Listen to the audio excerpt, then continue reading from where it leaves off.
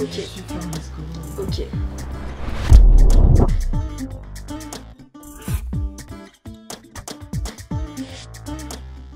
Ah, je pense que la nouvelle, c'est très bien pour faire un petit exercice d'écriture court, cadré. Alors, des conseils. Je pense qu'un conseil qu'on peut donner et aux adultes et aux enfants serait de s'amuser et de faire ce qu'ils ont envie de faire plutôt que ce qu'ils pensent qu'on attend d'eux.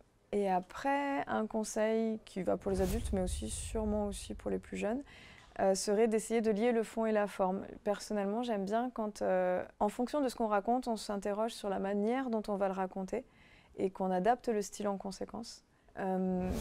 Et je crois que le fantastique est bien quand il est amené progressivement. Je pense que pareil en policier, il est possible de faire plein de choses très différentes. On peut faire du policier même un peu poétique, on peut faire du policier plein de suspense, et effectivement on peut faire du policier qui verse dans l'horreur ou le thriller.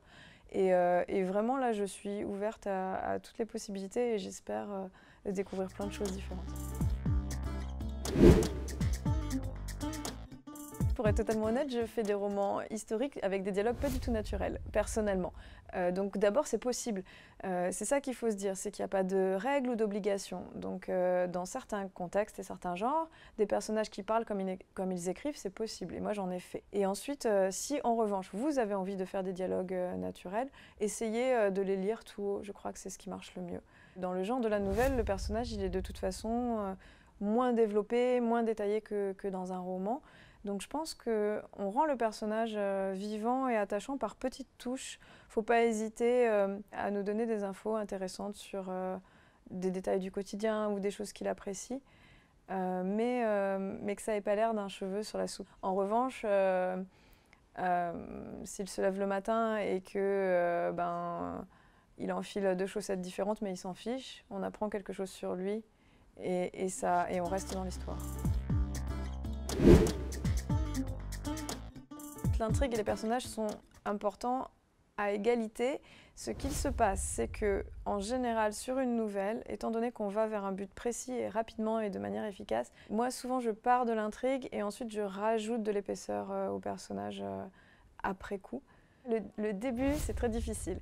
Alors, je pense qu'il ne faut pas commencer par le début, en fait. Déjà, c'est la première chose. Il faut écrire un premier jet, savoir où on va, et au moment où on retravaille, retravailler cette première phrase qui est la première entrée dans l'histoire. Paradoxalement, je pense qu'écrire une bonne fin est plus facile qu'écrire un bon début. Et pareil, je pense qu'il n'y a pas de règle à nouveau là. Vous savez où vous allez, a priori, c'est mieux. Et normalement, si vous savez où vous allez, vous trouvez les mots pour le dire.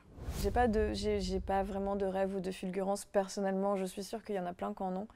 Moi, je prends une feuille et un papier et je cherche.